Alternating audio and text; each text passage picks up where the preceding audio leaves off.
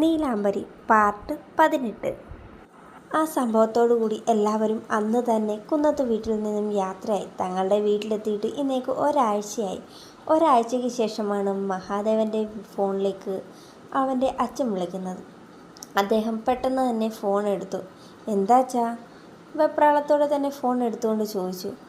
അല്ല മോനെ, എനിക്ക് ഒരു കാര്യം പറയാനുണ്ടായിരുന്നു. എന്താ അച്ഛൻ പറഞ്ഞോ? അത് മോനെ, രാധിക വല്ലാത്തൊരു വാശിയിലാണ്. ഇനിയും ഇവിടെ നമ്മുടെ ചിലവിൽ നിൽക്കാൻ വയ്യാന്ന്. അവൾക്കൊരു വീട് വാടകയ്ക്ക് എടുക്കുകയും നമ്മുടെ ഓഫീസിൽ എന്തെങ്കിലും ഒരു ചെറിയ ജോലി കൊടുക്കും. +2 വരെ അവൾ പോയിട്ടുള്ളൂ. പിന്നീട് പഠിക്കാൻ എത്ര പറഞ്ഞിട്ടും അവൾ പഠിച്ചില്ല. അതുകൊണ്ട് മോൻ എന്തെങ്കിലും ഒരു ജോലി കൊടുക്കുമോ? അവൾ ഇവിടുന്ന് അങ്ങോട്ട് യാത്രയായിട്ടുണ്ട്. മോനോട് എങ്ങനെ പറയും? അവൾ മുമ്പിൽ ഒന്ന് വിളിച്ചു പോലും പറയാതെ വന്ന് നിന്നാൽ നിങ്ങൾക്കൊക്കെ ഇഷ്ടമാവുമോ? ഇല്ലെങ്കിൽ വീട്ടിൽ ലക്ഷ്മിക്കൊരു കൂട്ടായിട്ടെങ്കിലും അവൾ അവിടെ നിന്നോട്ടെ, വീട്ടു ജോലിയൊക്കെ ചെയ്ത്. എന്തായാലും അവൾക്കൊരു വരുമാനം വേണമെന്നൊറ്റ വാശിയിൽ തന്നെ അവൾ നിൽക്കുന്നത്. നിങ്ങൾ ഇവിടുന്ന് ഇറങ്ങി അന്ന് തൊട്ട് തുടങ്ങിയത് എവിടെയെങ്കിലും ഒരു ജോലിക്ക് ഒരുപാട് ശ്രമിച്ചു. പലരും പല രീതിയിലാണ് അവളെ കാണുന്നത്. അതുമാത്രമല്ല, പ്രായപൂർത്തിയായൊരു പെണ്ണല്ലേടാ. വിശ്വസിക്കാൻ പറ്റുന്നിടത്തല്ല നിർത്താൻ പറ്റൂ. അച്ഛൻ വിഷമിക്കേണ്ട. ഞാൻ എന്തായാലും അവൾക്കൊരു ജോലി ഇവിടെ ശരിയാക്കാം. എന്തായാലും അവളിവിടെ എത്തട്ടെ. പക്ഷേ ഇതിനു മുമ്പ് അവളിങ്ങോട്ട് വന്നിട്ടില്ലല്ലോ. അതാ മോനെ ഇതിലൊക്കെ രസം. ഇവിടുന്ന് കാറിൽ ഡ്രൈവർ തന്നെ കൊണ്ടുവന്ന് അവിടെ ആക്കാമെന്ന് പറഞ്ഞപ്പോൾ അവൾ ഇവിടെ നിന്നും KSRTC ബസ് സ്റ്റാൻഡിൽ ഇറങ്ങി. എന്നിട്ട് ഡ്രൈവറിൻ്റെ കയ്യിൽ നിന്നും അഡ്രസ്സും എങ്ങനെയാണ് പോകേണ്ടതെന്നും എല്ലാം അറിഞ്ഞു വെച്ചിട്ട് അവൾ ഡ്രൈവറിനെ തിരിച്ച് പറഞ്ഞു വിട്ടു. എന്നിട്ട് അടുത്ത് കണ്ട ഒരു ബസ്സിൽ കയറി. എല്ലാം കൃത്യമായി കണ്ട് വാച്ച് ചെയ്ത് ആ കണ്ടക്ടറിനടുത്ത് പറഞ്ഞേൽപ്പിച്ചിട്ടായിരുന്നു ഡ്രൈവർ പോയതുകൊണ്ട് സേഫായിട്ട് അയാൾ പറഞ്ഞ സ്ഥലത്ത് തന്നെ ഇറങ്ങും. പിന്നെ അവിടുന്ന് ഒരു ഓട്ടോ പിടിച്ചായിരിക്കും വീട്ടിലേക്ക് വരിക. എന്തായാലും മോനൊന്ന് ശ്രദ്ധിക്കണം. അവൾ വരാൻ ഇനിയും താമസിച്ചാൽ ഒന്ന് വിളിക്കണം. വൈകുന്നേരത്തോടെ തന്നെ വീട്ടിലെത്തും. അതാണ് സമയം കാൽക്കുലേറ്റ് ചെയ്തിട്ട് എൻ്റെ ഒരു പ്രതീക്ഷ. എന്തായാലും അച്ഛൻ വെച്ചോ, പേടിക്കണ്ട. എന്തായാലും അവളുടെ ജോലിയുടെ കാര്യം അവളിവിടെ സേഫായി എത്തിക്കഴിഞ്ഞാൽ ഉടനെ ഞാൻ വിളിക്കാം. അത്രയും പറഞ്ഞ് മഹാദേവൻ ഫോൺ കട്ടാക്കി. പെട്ടെന്ന് തന്നെ തൻ്റെ സുഹൃത്ത് KSRTC ഡിപ്പോയിൽ ജോലി ചെയ്യുന്ന ഒരാളുണ്ട്. അദ്ദേഹത്തെ വിളിച്ച് കാര്യങ്ങളെല്ലാം പറഞ്ഞു. അവിടെ നിന്നും ഉള്ള ബസ് അവിടെ എത്തിയപ്പോൾ തന്നെ അവൻ അവിടെ കാത്തു നിൽപ്പുണ്ട്. പരിചയമില്ലാത്ത സ്ഥലത്ത് വന്നിറങ്ങി എല്ലാ പരിഭ്രമത്തോടു കൂടിയാണ് രാധിക അവിടെ നിന്ന്. രാധികയുടെ അടുത്ത് ചെന്ന് അയാൾ ചോദിച്ചു, രാധികയല്ലേ? അതെ. മഹാദേവൻ്റെ വീട്ടിലേക്ക് പോകാനല്ലേ? അതെ. അത്രയും പറഞ്ഞുകൊണ്ട് അടുത്ത് കണ്ട ഒരു ഓട്ടോയിൽ കയറ്റി കറക്റ്റ് സ്ഥലം പറഞ്ഞ് അവളെ അങ്ങോട്ട് അയച്ചു. ഏറെ വൈകാതെ തന്നെ മഹാദേവൻ്റെ വീട്ടിലെത്തി. ഓട്ടോ നിന്നത് മഹാദേവൻ പുറത്തിറങ്ങി. ലക്ഷ്മിയും ഒപ്പം ഉണ്ടായിരുന്നു. അവരിരുവരും വെളിയിലോട്ട് ഇറങ്ങി വന്നതും രാധികയെ കണ്ടു. എന്നാലും നിന്നെ സമ്മതിക്കണം രാധികയെ, ഇത്ര ധൈര്യത്തോടെ ആ ഡ്രൈവറിൻ്റെ കൂടെ നിനക്ക് വന്നാൽ പോരായിരുന്നോ? അത് വേണ്ട അങ്കിൾ, ഇനിയും അത് ശരിയല്ല. അച്ചച്ചൻ വിളിച്ച് എല്ലാ കാര്യങ്ങളും പറഞ്ഞല്ലോ. അതുകൊണ്ട് എത്രയും പെട്ടെന്ന് എനിക്കൊരു ജോലി ശരിയാക്കണം പ്ലീസ്. പിന്നെ അമ്മയെ അവിടുന്ന് കൂട്ടിക്കൊണ്ട് വരണം. വാടകയ്ക്കൊരു വീടെടുക്കണം. ഞങ്ങൾക്ക് രണ്ടുപേർക്കും ജീവിക്കാനുള്ള മാർഗം മതി. ചെറുതായാലും ഒരു കടയിലായാലും വേണ്ടിയില്ല. സെയിൽസ് ഗേളായിട്ടും ഞാൻ നിന്നോളാം. വിദ്യാഭ്യാസം +2 വരെയല്ല ഉള്ളു. അവൾ അവിടെ നിന്ന് തന്നെ എല്ലാ കാര്യവും പറഞ്ഞു. എൻ്റെ പൊന്ന് രാധിക, നീ അവിടെ നിന്ന് ഈ കാര്യങ്ങളെല്ലാം പറയാതെ ഇങ്ങോട്ട് കയറി വാ. അത് വേണ്ട. ഇവിടെ എവിടെയെങ്കിലും ഹോസ്റ്റലുണ്ടെങ്കിൽ അവിടെ നിൽക്കാം. ഞാനിവിടെ കയറുന്നതോ നിങ്ങൾക്കൊപ്പം താമസിക്കുന്നതോ ശരിയാകില്ല. ഹരനും ഹരിക്കും നിച്ചുവിനും ഇതൊന്നും ഇഷ്ടമല്ല. നീലു എതിർത്തില്ലെങ്കിലും അത് ശരിയല്ല. അതുകൊണ്ട് അമ്മയും അച്ഛനും എന്നെ വിഷമിപ്പിക്കരുത് പ്ലീസ്. എൻ്റെ പൊന്ന് രാധികയെ, നീ ഇപ്പോൾ വിളിച്ചതുപോലെ തന്നെ അമ്മയും അച്ഛനും അതുപോലെ തന്നെ അങ്ങ് വിളിച്ചാൽ മതി. പിന്നെ ഇടയ്ക്കിടയ്ക്ക് നിൻ്റെ വായിൽ അങ്കിളിൽ നിന്നും വരുന്നുണ്ട്. ഇനി അത് വേണ്ട. അമ്മ, അച്ഛൻ, നിച്ചുവും നീലുവും ഒക്കെ വിളിക്കുന്നതുകൊണ്ട് നിനക്കും വിളിക്കാം. പിന്നെ നിന്നെ ഇവിടെ ജോലിക്ക് നിർത്താനൊന്നുമല്ല നീ ഇങ്ങോട്ട് വരട്ടെ എന്ന് ഞാൻ അച്ഛനോട് വിളിച്ചു പറഞ്ഞത്. പിന്നെ എന്നൊരു സംശയത്തോടെ അവൾ മഹാദേവൻ്റെ മുഖത്തേക്ക് നോക്കി. എന്തായാലും ഇത്രയും ദൂരം യാത്ര ചെയ്ത് വന്നതല്ലേ, നിനക്ക് ക്ഷീണം കാണണം. നീ പോയി ഒന്ന് ഫ്രഷായി വാ. ലക്ഷ്മി എന്ന് വിളിച്ചതും ലക്ഷ്മി അവളെയും കൂട്ടി അകത്തേക്ക് പോയി ഒരു റൂം കാട്ടിക്കൊടുത്ത്, നീ ഇതിൽ കിടന്നോ, ഫ്രഷായി ഇച്ചിരി നേരം റെസ്റ്റ് എടുത്തിട്ട് പുറത്തേക്ക് വന്നാൽ മതി. കുറേ കഴിഞ്ഞതും ലക്ഷ്മി അവൾക്കുള്ള ഫുഡെല്ലാം തയ്യാറാക്കി രാധികയെ റൂമിൽ ചെന്ന് വിളിക്കാൻ ചെന്നു. രാധിക ഫ്രഷായി ഇറങ്ങിയതും ബാ മോളെ വല്ലതും കഴിക്കാം. രാധികയും കൂട്ടി ഡൈനിങ് ടേബിളിൻ്റെ അടുത്ത് വന്ന് മൂവരും കൂടെ ഒന്നിച്ചിരുന്ന് ഫുഡ് കഴിച്ചു. ഫുഡ് കഴിയെല്ലാം കഴിഞ്ഞപ്പോൾ മഹാദേവൻ രാധികയെ വിളിച്ചു. നിൻ്റെ സർട്ടിഫിക്കറ്റ് എല്ലാം നിൻ്റെ കയ്യിലുണ്ടോ? ഉണ്ട്. എന്നാൽ അതൊക്കെ ഇനി എടുത്തോണ്ട് വാ. അതും പറഞ്ഞതും രാധിക പെട്ടെന്ന് തന്നെ പോയി സർട്ടിഫിക്കറ്റ് എല്ലാം എടുത്തു. സർട്ടിഫിക്കറ്റ് ഇത്രയും നല്ല മാർക്കുണ്ടായിട്ടാണ് നീ പിന്നെ പഠിക്കാൻ പോഞ്ഞേ? അത് അന്ന് അച്ഛൻ ഞങ്ങളെ വേണ്ടാന്ന് വെച്ചതിന് ശേഷം മുത്തശ്ശൻ ഒരുപാട് നിർബന്ധിച്ചു. എന്തോ വേണ്ട എന്ന് തോന്നി. അതുകൊണ്ട് തന്നെ പിന്നീട് പോകാൻ തോന്നിയില്ല. ശരി. എന്നാൽ നാളെ തൊട്ട് നീലുവിൻ്റെ കൂടെ അവൾ പഠിക്കുന്ന കോളേജിൽ പൊക്കോണം. അതും ഡിഗ്രിക്ക്. 2 വർഷത്തെ ഒരു ഗ്യാപ്പ് ഉണ്ടെന്നല്ല ഉള്ളു. സാരമില്ല. നീലുവിൻ്റെ കൂടെ തന്നെ ഫസ്റ്റ് ഇയറിൽ നിനക്കും ജോയിൻ ചെയ്യാം. ആര് ചോദിച്ചാലും എന്തെങ്കിലും കള്ളത്തരം നീ പറഞ്ഞാൽ മതി. പിന്നെ ഹരനും ഹരിയും നിച്ചുവും ഒക്കെ വല്ലതുമൊക്കെ പറയും. അതൊന്നും കേട്ട് കരയാനോ കണ്ണീർ പൊഴിച്ചുകൊണ്ട് നിൽക്കാനോ ഒന്നും നിൽക്കരുത്. പഴയതുപോലെ നമ്മുടെ ബോൾഡായിട്ടുള്ള രാധിക തന്നെ. പക്ഷേ തെറ്റായ തീരുമാനങ്ങളൊന്നും എടുക്കരുത്. ഇല്ലച്ചാ, ഞാൻ നീലുവിന് കൊടുത്തൊരു വാക്കുണ്ട്. ഇനി ഒരിക്കലും തെറ്റായ വഴിക്ക് പോകില്ല എന്ന്. എൻ്റെ നീലുവ എൻ്റെ കണ്ണ് തുറപ്പിച്ചതും എന്നെ നേരായ വഴിക്ക് തെറ്റ് തിരുത്തി തരാനും അവൾ തന്നെ മുൻകൈ എടുത്തു. എൻ്റെ നീലു എൻ്റെ കൂടെ ഉള്ളിടത്തോളം കാലം അങ്ങനൊരു തെറ്റായ വഴിക്ക് പോകില്ല. അത്രയും പറഞ്ഞ് ഇരുവരും അവിടെ തന്നെ ഇരുന്ന് സംസാരം തുടർന്നു. കുറേ കഴിഞ്ഞതും അച്ഛാ അമ്മ ഞാൻ വന്നു എന്നും വിളിച്ചു പറഞ്ഞുകൊണ്ട് നീലു അകത്തേക്ക് വന്നതും ഹാളിൽ നിൽക്കുന്ന രാധിക കണ്ടു.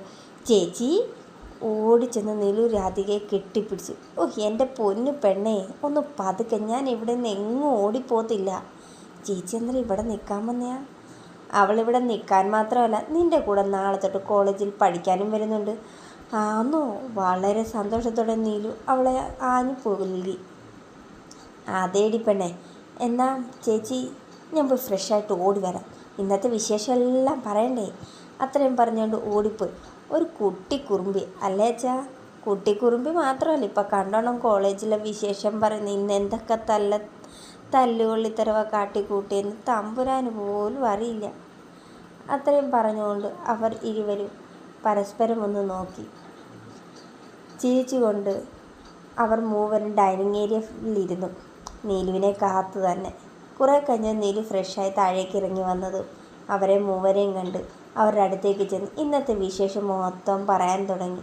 ലക്ഷ്മി നീലുവിൻ്റെ അടുത്തു നിന്ന്, നീലു ഇന്ന് കോളേജ് തുടങ്ങിയതല്ല ഉള്ളു, ഇത്രയൊക്കെ ഒപ്പിക്കണമായിരുന്നു. എൻ്റെ പൊന്നമ്മ, എനിക്ക് പുതിയ എൻ്റെ +2 കൂട്ടുകാർ കൂടാതെ എനിക്ക് 2 കൂട്ടുകാരെയും കൂടെ അധികം കിട്ടി. പിന്നോ അവരുടെ കൂടെ ചുറ്റിക്കറങ്ങി കോളേജ് മൊത്തം ഞാൻ കണ്ട്. എന്നിട്ടോ കോളേജൊക്കെ ഇഷ്ടപ്പെട്ടു. അതിലൊക്കെ എനിക്ക് ഇഷ്ടപ്പെട്ട കോളേജിൽ ആമ്പിള്ളേർ ഒന്നിനെ കാണുമ്പോൾ അതിനെക്കാട്ടി ബെറ്റർ അടുത്തത്, അതിനെ കാണുമ്പോൾ ഈ 2 സൂപ്പർ അടുത്തത്. അന്നേരം എന്നെ കണ്ടിട്ട് നിനക്കൊന്നും തോന്നിയില്ലയോ? പിറകിൽ നിന്നും ഹരൻ വിളിച്ചു ചോദിച്ചു. അവൾ ഓക്കാനം കാണിക്കുന്ന കൂട്ട് അവനെ ഒന്ന് കാട്ടി. ഡീ ഒന്ന് പോടോ. അവൾ ഒരു കൂസലുമില്ലാതെ ഹരനെ നോക്കിയതും അവിടെ നിന്ന് ലക്ഷ്മി മഹാദേവനും അവനെ ഒന്ന് നോക്കി ചിരിച്ചു. നീ അങ്ങ് വാ, റൂമിലോട്ട് തന്നെയല്ലേ വരുന്നേ? പിന്നെ റൂമിലോട്ട് വന്ന് ഇയാൾ എന്നെ അങ്ങ് മൂക്കി വലിച്ചിട്ട് ഒന്ന് പോടോ. അവൾ ആരോടൊന്നുമില്ലാതെ പറഞ്ഞുകൊണ്ട് തിരിഞ്ഞിരുന്നു. ഹരന് പിന്നെ അവിടെ നിൽക്കാൻ തോന്നിയില്ല. നിച്ചുവും ഹരിയും ചിരിച്ചുകൊണ്ട് തന്നെ അവരുടെ അടുത്തേക്ക് പോയപ്പോഴാണ് അവരുടെ അടുത്തിരിക്കുന്ന രാധികയെ കാണുന്നത്. രാധിക എന്താ ഇവിടെ? ഹരി അല്പം കടുപ്പത്തിൽ തന്നെ ചോദിച്ചു. അപ്പോഴാണ് സ്റ്റെപ്പ് കയറുന്ന ഹരനും അത് ശ്രദ്ധിച്ചത്. രാധികയെ കണ്ടതും അവർ 3 പേരും അവൻ്റെ അടുത്തേക്ക് വന്ന്, ഡാ അവിടെ നിൽക്ക്, ആ കൊച്ചൊരു ജോലി അന്വേഷിച്ച് വന്നതാ. അവളുടെ ക്വാളിഫിക്കേഷൻ അനുസരിച്ച് നമ്മുടെ കടയിലോ തുണിക്കടയിലോ എവിടെയെങ്കിലും ഒരു ചെറിയ ജോലി വേണമെന്ന് പറഞ്ഞ് ആവശ്യം പറഞ്ഞു വന്നേ.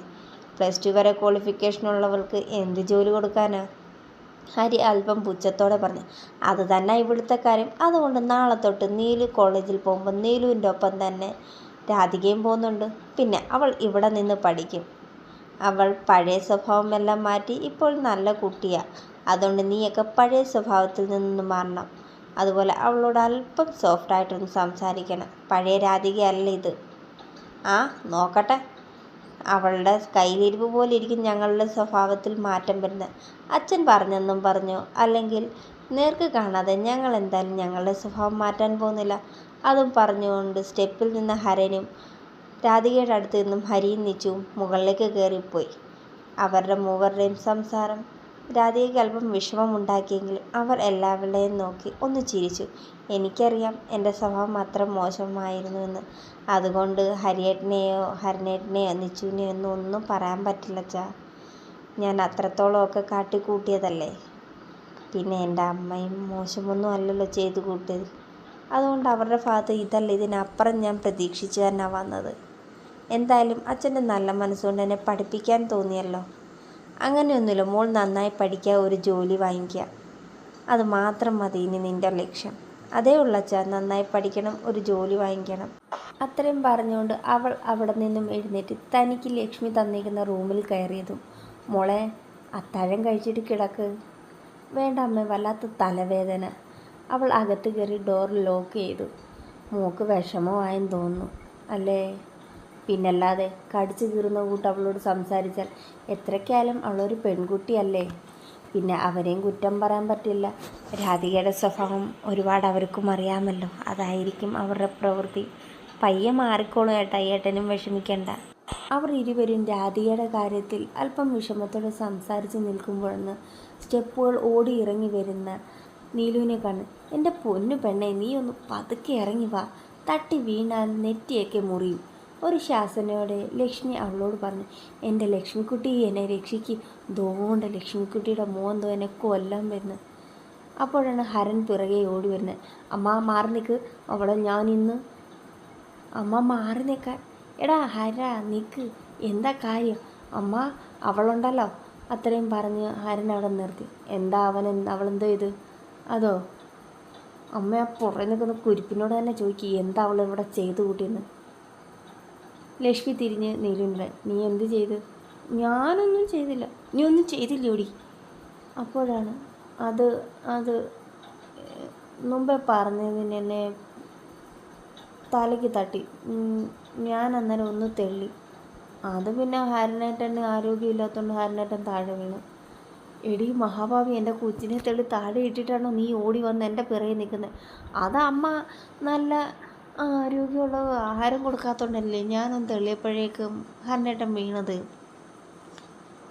ആന്ന്, ഇത് കണ്ടോ അമ്മ, എൻ്റെ പുറത്ത് അടിക്കുകയും കടിക്കുകയും എല്ലാം ചെയ്തതിന് ശേഷം ഈ കുരിപ്പ് ഇങ്ങോട്ട് ഇറങ്ങി വന്നത്.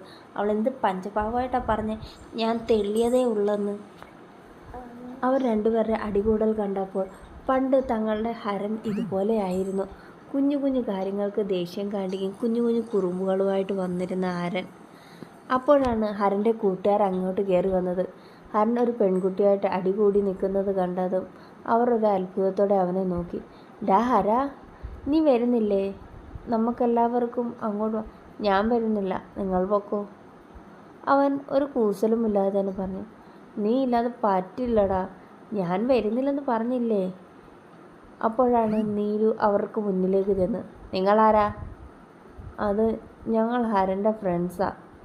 ആ, ഹരനേട്ടൻ പറഞ്ഞില്ലേ വരുന്നില്ലെന്ന്, പിന്നെന്തിനാ ഇവിടെ നിൽക്കുന്ന? പോകാൻ നോക്ക്. അവൾ ഒരു പുച്ഛത്തോടെ തന്നെ പറഞ്ഞു. ഡി, അവരുടെ ഫ്രണ്ട്സാ, അതിന് ഹരനേട്ടനല്ലേ അവരോട് പോകാൻ പറഞ്ഞേ? ഞാനും അവരോട് പറഞ്ഞു, അത്രേ ഉള്ളൂ. അത്രയും പറഞ്ഞുകൊണ്ട് ഒരു കൂസലുമില്ലാതെ അവൾ അകത്തേക്ക് കയറിപ്പോയി. അവൻ്റെ കൂട്ടുകാർ ആ പോയത് ഏത് മുതലെന്നുള്ള അർത്ഥത്തിൽ ഹരനെ നോക്കി. അപ്പോഴാണ് ലക്ഷ്മി ഒരു ചിരിയോടെ നോക്കുന്നത്. നിന്നെയൊക്കെ വരച്ച വരയിൽ നിർത്താൻ അവൾ തന്നെ വേണം. അവളിവിടെ വന്നത് നന്നായി. ഇതേതാടാ ഈ കുരുപ്പ്? അത് എൻ്റെ അനുജത്തിയാടാ, നിച്ചു മുകളിൽ നിന്ന് താഴേക്ക് ഇറങ്ങി വന്നുകൊണ്ട് പറഞ്ഞു. നിൻ്റെ അനിയത്തി ആ പൊട്ടാസോ? അത് തന്നെ. എൻ്റെ തമ്പുരാനെ, അതിവിടെ ഉണ്ടായിരുന്നോ? നീ ഇതിനെ ഹോസ്റ്റലിലാക്കിയെന്നല്ലേ അന്ന് പറഞ്ഞത്? അവിടെ ഒന്നും നിർത്തിയില്ല. ഹരി അവളെ കൈയോട് ഇങ്ങോട്ട് കൂട്ടിക്കൊണ്ടുവന്നു. എന്നാൽ നമുക്ക് പോകാം, ഇനി ഇവിടെ നിന്നിട്ട് കാര്യമില്ല. അവൾ ചിലപ്പം നമ്മുടെ മൂട്ടിൽ അണുബോംബ് വെച്ച് പൊട്ടി. അതിനു മുമ്പ് നമുക്ക് പോകാം. അവളെ ഒന്ന് വായി നോക്കിയിട്ട് പോട്ടെ. അവൾ പറയുന്നതിന് എന്തെങ്കിലും ഒന്ന് മറുപടി പറഞ്ഞാൽ അവൾ തിരിച്ചെങ്ങനെയാ പ്രതികരിക്കുകയെന്ന് അറിയത്തില്ല. ഹരാ, നീ വരുന്നെങ്കിൽ വാ. ഞാൻ വരുന്നില്ലടാ, നിങ്ങൾ പൊക്കോ. ഹരലിനുണ്ടായ മാറ്റം അവർക്കെല്ലാവർക്കും ഒരു അത്ഭുതം തന്നെയായിരുന്നു. കുറച്ച് നേരം കൂടി ഹരിയും നിച്ചും ഹരനും അവൻ്റെ ഫ്രണ്ട്സും സംസാരിച്ച് നിന്നു. അപ്പോഴാണ് മുകളിലേക്ക് പോയ റോക്കറ്റ് അതുപോലെ തന്നെ താഴേക്ക് തിരിച്ചു വരുന്നത്. അവളെ കണ്ടതും എല്ലാവരും അവളെ ഒന്ന് നോക്കി. ഹരൻ അവളെ ഒന്ന് നോക്കാതെ തന്നെ തിരിഞ്ഞു നിന്നു. അവൾ ഹരൻ്റെ അടുത്ത് വന്ന് ഒരൊറ്റ തെള്ളു കൊടുത്തു. എന്നിട്ട് ഓടി അടുക്കളയിലേക്ക് പോയി. ഈ പെണ്ണിനെ എന്തോ ചെയ്യണം. അവൻ്റെ കൈ ചെന്ന് അടുത്തുള്ള സെറ്റിലൊന്ന് ഇടിച്ചു. ഓ, ഇവളെ എൻ്റെ പൊന്ന് നിച്ചു, സത്യമായിട്ട് ഇവളെ ചുവരിന്ന് വടിച്ചെടുക്കേണ്ടി വരും. എന്തൊരു ദേഹോപദ്രവമാടാ. എടാ ഹര, അവൾക്ക് ഏറ്റവും ഇഷ്ടമുള്ളവരെ മാത്രമേ അവൾ ഉപദ്രവിക്കൂ. എൻ്റെ പൊന്ന് ഹര, എന്നെ പിടിച്ച് ഞെക്കിക്കൊന്നിട്ട് അവൾക്ക് ഇഷ്ടം കൂടിയിട്ട് എന്നെ ഞെക്കിക്കൊന്നെന്ന് പറഞ്ഞ് അവളെ പോലീസ് പിടിച്ചു വെച്ച് ഉമ്മ വയ്ക്കൊന്നും ചെയ്യത്തില്ലല്ലോ. ചെയ്യുമോ? അവൾ ചെയ്തതിന് ശിക്ഷ തന്നെ അവൾക്ക് കിട്ടും. ഇങ്ങനെ മനുഷ്യനെ കൊല്ല ചെയ്യുന്നത് എന്തിനാടാ? അവരെല്ലാവരും അവൻ്റെ ദയനീയ അവസ്ഥ കണ്ട് ചിരിച്ചു. പോട്ടടാ, വീട്ടിലേക്ക്, കുഞ്ഞല്ലേ, ഹരി അവളോടായി പറഞ്ഞു. കുഞ്ഞ്, നീ രണ്ടെണ്ണം അവളെ ഇങ്ങനെ വഷളാക്കി വെച്ചേക്കുന്ന, വൈകാതെ അവൾ കണ്ടോ എൻ്റെ കയ്യിൽ നിന്ന് വല്ലതും വാങ്ങി കൂട്ടും. അത്രയും പറഞ്ഞുകൊണ്ട് ഹരൻ അവിടെ നിന്ന് പോയി. ഹരൻ്റെ വാലുമുറിഞ്ഞ രീതിയിലുള്ള അവസ്ഥ കണ്ട് എല്ലാവരും ചിരിച്ചു. ഇതെന്ത് പറ്റിയടാ ഹരന്? സാധാരണ ഒന്ന് പറഞ്ഞാൽ 9, അത് പെണ്ണെന്നോ ആണെന്നോ ഇല്ലാതെ തന്നെ അവൻ പ്രതികരിക്കുന്നു. ഇപ്പോൾ ഇവളുടെ മുന്നിൽ എന്താ? അതൊക്കെ ഒരു കാര്യമുണ്ടടാ. ലക്ഷ്മിയും നീലുവും കൂടി തന്നെ ഫുഡെല്ലാം എടുത്ത് ടേബിളിൽ വെച്ചു. അപ്പോഴാണ് രാധികയെ കാണുന്നില്ല. എൻ്റെ അമ്മ രാധിക ചേച്ചി, അവൾക്ക് തലവേദനയാണെന്ന്, അതുകൊണ്ടൊന്നും വേണ്ട, അവൾ പോയി കിടന്നു. ഡൈനിങ് ടേബിളിൻ്റെ അടുത്തേക്ക് മഹാദേവനും ഹരിയും നിച്ചുവും നീലുവും ലക്ഷ്മിയും ഇരുന്നു. ഹരൻ എന്തിയേ? അവൻ മുകളിലേക്ക് ഇവളോടുള്ള ദേഷ്യത്തിനും പോയി. പിന്നെ നീലു, നിൻ്റെ കുറുമ്പ് അല്പം കൂടുന്നുണ്ട് കേട്ടോ. അവൻ വല്ലാതെ ശരീരം നോവുന്നുണ്ട്. അവൻ ശരീരം നോന്താൽ എങ്ങനെയാണ് പ്രതികരിക്കാമെന്നറിയത്തില്ല. ഓ പിന്നെ എന്നെ എന്തോ ചെയ്യും മോളെ നീലു. അവൻ്റെ ശരീരം നോന്താൽ അവൻ അതുപോലെ തിരിച്ച് നോവിക്കുക ചെയ്യുന്ന പതിവ്. ഇവിടെ നിന്നെ മാത്രം അവൻ വെറുതെ വിടുന്നുണ്ടെങ്കിൽ നിനക്ക് എന്തോ വലുത് വരാനിരിക്കുന്നു. അതുകൊണ്ടത് സൂക്ഷിച്ച് വേണം അവനോട് നിൽക്കേണ്ടത്, ഹരി അവളോടായി പറഞ്ഞു. ആ, വരുന്നില്ലേ, വരുന്നിടത്ത് വെച്ച് കാണാം. അത്രയും പറഞ്ഞുകൊണ്ടിരുന്നു ലക്ഷ്മി എഴുന്നേറ്റ് ചെന്ന് സ്റ്റെപ്പിൻ്റെ അടുത്ത് നിന്ന് ഹരനെ വിളിച്ചു. ഹരൻ താഴേക്ക് ഇറങ്ങി വന്ന് ഫുഡ് കഴിച്ച് മുകളിലേക്ക് തന്നെ കയറിപ്പോയി. ആരെയും നോക്കാനോ സംസാരിക്കാനോ അവൻ നിന്നില്ല. അവൻ്റെ ഒരു ഭാവത്തിൽ തന്നെ ഹരിക്ക് എന്തൊക്കെയോ ഒരു അപകടം മണത്തു. ഹരി അവിടെ ഇരുന്ന് തന്നെ നീലുവിനെ ഒന്നും നോക്കി. എന്നാൽ ഹരൻ എഴുന്നേറ്റ് പോയതോ അവളെ രൂക്ഷമായി നോക്കിയതോ ഒന്നും തന്നെ നമ്മുടെ കുഞ്ഞറിയാതിരുന്ന് ഫുഡടിയാണ്. ഫുഡെല്ലാം അടിച്ച് റൂമിലേക്കുള്ള വെള്ളവുമായി നേരെ ഹരൻ്റെ റൂമിൽ ചെന്നതും ഹരൻ അവിടെയില്ല. അവൾ അകത്തേക്ക് കയറി ജഗ് ടേബിൾ വെച്ചതും ഡോർ അടഞ്ഞതും ഒപ്പമായിരുന്നു. അവൾ ഒന്ന് ഞെട്ടി വിറച്ചുകൊണ്ട് തിരിഞ്ഞു നോക്കിയതും ഡോർ ലോക്ക് ചെയ്ത് ബോൾട്ട് ഇടുന്ന ഹരനെ കണ്ടതും, എന്തോ മനുഷ്യനെ ബാക്കിയുള്ളതിനെ പേടിപ്പിച്ച് ഇപ്പം അറ്റാക്ക് വന്ന് ചത്തുപോയനേലോ. ചത്തുപോയായിരുന്നെങ്കിൽ എനിക്ക് അത്രയും സമാധാനം, ഈ ഉപദ്രവമൊന്നും സഹിക്കണ്ടായിരുന്നല്ലോ. ഹരൻ പറഞ്ഞതും നീലു അവനൊന്ന് രൂക്ഷമായി ഒന്ന് നോക്കി. എന്താടി നോക്കുന്നേ? ഒന്നുമില്ലെന്ന അർത്ഥത്തിൽ അവൾ ചുമൽ കൂച്ചി കട്ടിലേക്ക് കിടക്കാൻ പോയത്. ഒന്ന് നിന്നേ, എനിക്ക് മോളോട് ഒരു കാര്യം ചോദിക്കാനുണ്ട്. അവൻ അവളുടെ അടുത്തേക്ക് വന്നുകൊണ്ട്. എന്താ? അവൾ ഒരു ഭാവവ്യത്യാസമില്ലാതെ തന്നെ അവനോട് ചോദിച്ചു. അതോ, നേരത്തെ നീ എന്തിനാ എന്നെ തെള്ളിയിട്ടേ? അത് അത് അത് ഒന്നുമില്ല. ഒന്നുമില്ലേ? ഒന്നുമില്ല. അത് പറയടി. അത് നിങ്ങൾ കോളേജിൽ കാണുന്ന പെണ്ണുങ്ങളോടല്ല നിങ്ങളെന്തിനാ ഈ ഒലിപ്പിച്ച് നിൽക്കുന്നത്? ആരോട് ഞാൻ സംസാരിച്ചടി? പിന്നെ അല്ല പെണ്ണിനോടൊക്കെ സംസാരിക്കുകയും അവൾ തോളേക്കടെ കൈയിട്ടപ്പോൾ അതൊക്കെ അങ്ങ് ആസ്വദിച്ച് നിൽക്കുന്നുണ്ടല്ലേ. പിന്നെ ഞാനെന്താ വേണം? പിടിച്ചു ഉമ്മ തരണമായിരുന്നോ? ഉമ്മ തന്നാലും ഞാൻ സ്വീകരിക്കും. പോ. അവൾ മുഖം വെട്ടിച്ചു. അതിന് അവൾ എൻ്റെ തോളേക്കടെ കൈയിട്ടാലും എന്നോട് സംസാരിച്ചാലും ഞാൻ ഏത് പെണ്ണിനോട് സംസാരിക്കും? നിനക്കെന്താ? എനിക്കത് ഇഷ്ടമല്ല നിങ്ങൾ ആരോട് സംസാരിക്കും. അതെന്താണെന്നാ ചോദിച്ചേ? അത് ഇഷ്ടമല്ലെന്നല്ലേ പറഞ്ഞേ? ഇഷ്ടമല്ലാത്തതിൻ്റെ കാരണം എന്താണെന്ന് വെച്ച്. ഇഷ്ടമല്ലാത്തത് കൊണ്ടാണ് ഇഷ്ടമല്ല എന്ന് പറഞ്ഞത്. അവളുടെ വാക്കുകൾ കേട്ടതും ഹരൻ അല്പം കൂടി അവളോട് ചേർന്ന് നിന്ന് അവളുടെ അരയിലൂടെ കൈയിട്ട് തന്നോട് ചേർത്ത് നിർത്തിയതും അവളുടെ ഉള്ളിലൂടെ ഒരു വിറയൽ കടന്നുപോയി. അത് ഹരന് മനസ്സിലാകുകയും ചെയ്തു. എന്താ ഇനി പറ? എന്തു പറയാൻ? എനിക്കൊന്നുമില്ല പറയാൻ.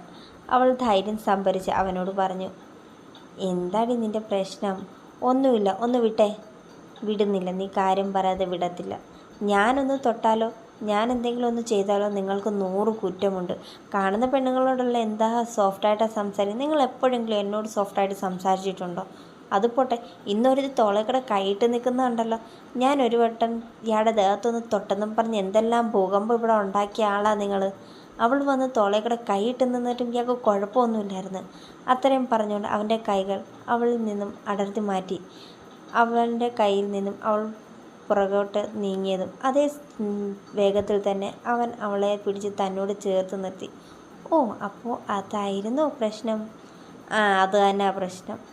അതെന്നാൽ ഞാനിപ്പോൾ മാറ്റിത്തരാം. അത്രയും പറഞ്ഞുകൊണ്ട് അവളുടെ കഴുത്തിടുക്കിലേക്ക് മുഖം പൂഴ്ത്തി അവിടെ ഒന്ന് ചുംബിച്ചു. അവൾ ഒന്ന് വെട്ടി വിറച്ചുകൊണ്ട് അവനെ ഒന്ന് അള്ളിപ്പിടിച്ചു. അവൻ്റെ ചുണ്ടുകൾ അവളുടെ കഴുത്തിടുക്കിലൂടെ ഇഴഞ്ഞ് പതിയെ മുകളിലേക്ക് നീങ്ങി. അവൻ്റെ ചുംബനം അതിൽ നെറുകയിലും പിന്നീട് 2 കണ്ണുകളിലും മൂക്കിൻ തുമ്പിലും 2 കവിളുകളിലും പിന്നീട് അവൻ്റെ ചുണ്ടുകൾ നേരെ അവളുടെ ചുണ്ടുകൾ ലക്ഷ്യം വെച്ച് ചെന്നതും പെട്ടെന്ന്